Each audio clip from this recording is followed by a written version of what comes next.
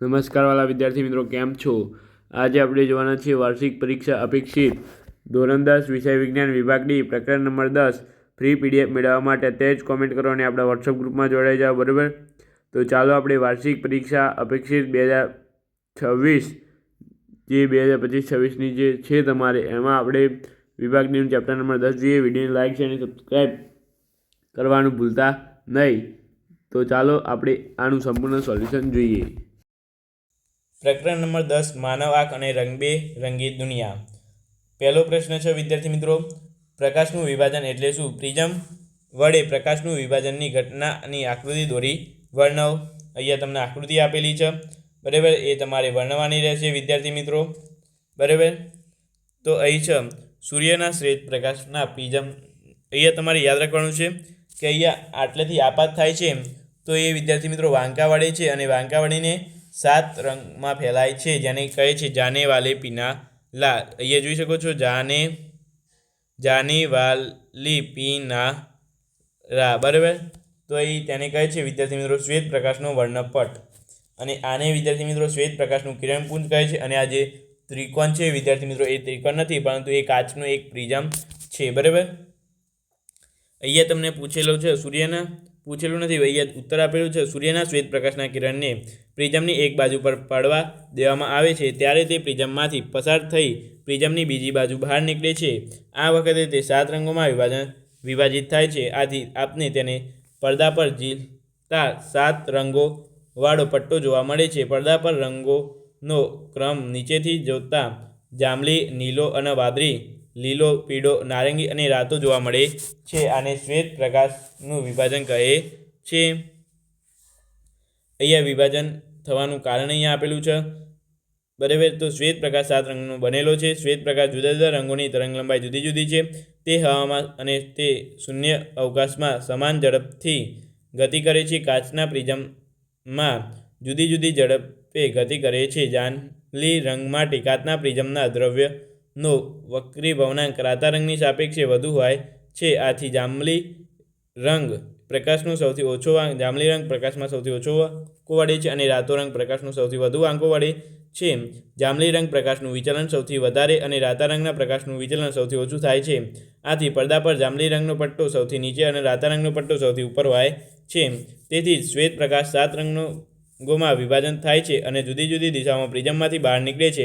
પરિણામે તેઓ અલગ અલગ દેખાય છે, બરાબર? ત્યાર પછી અહીંયા IMP છે વિદ્યાર્થી મિત્રો, પૂછાય છે દર વખતે. IMP વિદ્યાર્થી મિત્રો હોય છે, ગમે તે એક તો પૂછાય છે. જોઈ લેજો વિદ્યાર્થી મિત્રો, આ એકદમ આવડી જાય એવું છે, સહેલું છે, પૂછાય છે, બરાબર? માર્ચ 25માં જ પૂછાયેલું છે, જોઈ શકો છો તમે. 26માં 100% આવવાની સંભાવના છે. લઘુ દ્રષ્ટિ ના આવે તો ગુરુ દ્રષ્ટિ 100% આવશે, પરંતુ એક દ્રષ્ટિ 100% આવશે ને આવશે, બરાબર? અહીંયા કહે છે લઘુ દ્રષ્ટિના કારણો જણાવો અને તેને કઈ રીતે નિવારી શકાય છે તેની આકૃતિ દોરી તમારે સમજાવવાનું છે. આના વિદ્યાર્થી મિત્રો 3 માર્ક્સમાં આમ તો પૂછાય છે, પરંતુ તમને અહીંયા 4 માર્ક્સમાં મૂકેલો છે, બરાબર? તો અહીંયા તમારે કારણ દર્શાવી દેવાનું છે. આકૃતિ અહીંયા તમને અહીંયા આપેલી છે વિદ્યાર્થી મિત્રો, જોઈ શકો છો. આ આકૃતિ છે, બરાબર? અને અહીં વિદ્યાર્થી મિત્રો તમારે એના વિશે તમારે અહીં કદી રચના લખવાની છે અને અહીં તેનું નિવારણ પણ તમને અહીંયા આપેલું છે. અને આ બીજી એક આકૃતિ છે, બરાબર? આ લેન્સ લગાવી અંતર્ગોળ લેન્સના ચશ્મા પહેરીને વિદ્યાર્થી મિત્રો અહીંયા અંતર્ગોળ લેન્સ મૂકેલો છે, જોઈ શકો છો. અહીંયા અંતર્ગોળ લેન્સ મૂકેલો નથી, તમે આટલું નોટિસ કરી લેજો, બરાબર?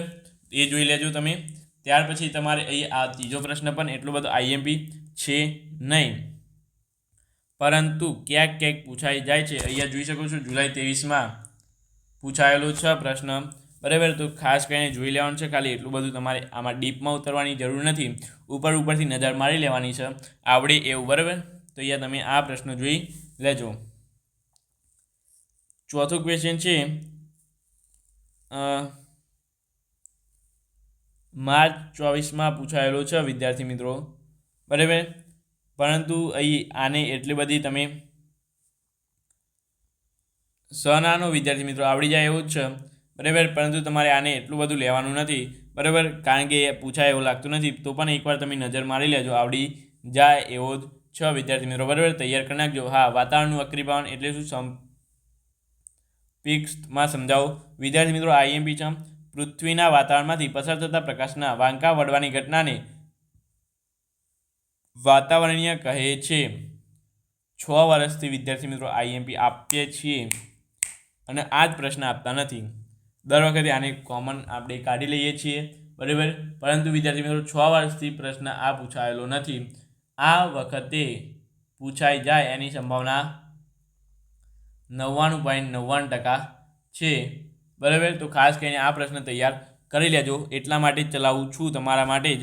તો પૃથ્વીના વાતાવરણમાંથી પસાર થતા પ્રકાશના વાંકા વળવાની ઘટનાને વાતાવરણનું વક્રીભવન કહે છે. એકદમ સહેલી તમારી ગુજરાતી ભાષામાં તેની વ્યાખ્યા અહીંયા આપેલી છે. પૃથ્વીની આસપાસ આવેલા હવાના સ્તરને વાતાવરણ કહે છે. વાતાવરણમાં હવાની ઘનતા દરેક જગ્યાએ સમાન હોતી નથી. ગરમ હવા એ તેની ઉપર રહેલી ઠંડી હવા કરતાં વધુ પાતળી હોય છે. સામાન્ય રીતે પૃથ્વીની સપાટી પર હવાની ઘનતા સૌથી વધારે હોય છે અને સપાટીથી ઉપર જેમ આપણે જઈએ છીએ તેમ તેની હવાની ઘનતા ઘટતી જાય છે. તેથી આપણને ઓક્સિજન લેવામાં પણ, વિદ્યાર્થી મિત્રો તમે જોતા હશો, ઉપર જઈએ એટલે ઓક્સિજન લેવામાં પણ આપણને તકલીફ પડે છે, કારણ કે તેની સપાટી ઉપર જતાં ઘટતી જાય છે. હવે હવાનું વક્રીભવનાંક તેની ઘનતા પર આધાર રાખે છે. જેમ હવાની ઘનતા ઓછી તેમ તેનો વક્રીભવનાંક ઓછો. આમ પૃથ્વીના ઉપરના સ્તરો નીચેના સ્તરોની સાપેક્ષે વધુ પાતળા છે. આમ સૂર્ય કે તારામાંથી આવતા પ્રકાશના કિરણો હવાના સ્તરને સતત વધતા વક્રીભવનાંક માધ્યમમાંથી પસાર થયા પછી પૃથ્વી પરના અવલોકનકાર પાસે પહોંચે છે અને તેથી તેમનો ગતિપથ સતત બદલાયા કરે છે. અહીં વક્રીભવનકાર માધ્યમની ભૌતિક પરિસ્થિતિ પણ સ્થિર ન હોવાથી વસ્તુનું જે દેખાતું સ્થાન હોય છે તે ગરમ હવામાંથી જોવાને કારણે સતત, વિદ્યાર્થી મિત્રો, અલગ અલગ દેખાયા કરે છે, એટલે કે સતત બદલાયા કરે છે. આ અસ્થિરતા આપણા સ્થાનીય પર્યાવરણમાં સૂક્ષ્મ સ્તરે થતા વાતાવરણીય પૃથ્વીના વક્રીભવનાંકનો જ પ્રભાવ અહીંયા આપેલો છે, વિદ્યાર્થી મિત્રો. તો આ રીતે તમારે આઈએમપી છે તૈયાર કરી લેજો, બરાબર. એ રીતે માનવની નામ નિર્દેશનવાળી આકૃતિ તમારે પૂછાય છે, બરાબર. આકૃતિ તમારે ખાલી કરવાની રહેશે અને એના પરથી તમારે, વિદ્યાર્થી મિત્રો, આ બધું લખવાનું હોય છે, બરાબર. એકદમ સહેલું છે, રીડ કરશો આવડી જશે, બરાબર. એ જોઈ લેજો. આઈએમપી છે વિદ્યાર્થી મિત્રો 99.99% પૂછાવાની સંભાવના આ પ્રશ્નની પણ ખરી, બરાબર. તો આ પણ જોઈ લેજો. 7મો પ્રશ્ન અહીંયા તમને આપેલો છે.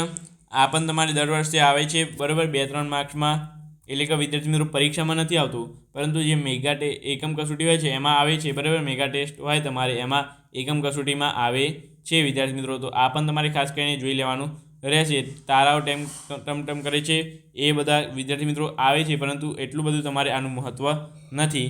નજર મારી લેજો, ક્યાંક આવે તો તમારે એ તમારી સંભાવના ખરી. 99.99% નહીં આવે, બરાબર. આ પ્રશ્ન પણ 0.1%માં આવી જાય, વિદ્યાર્થી મિત્રો.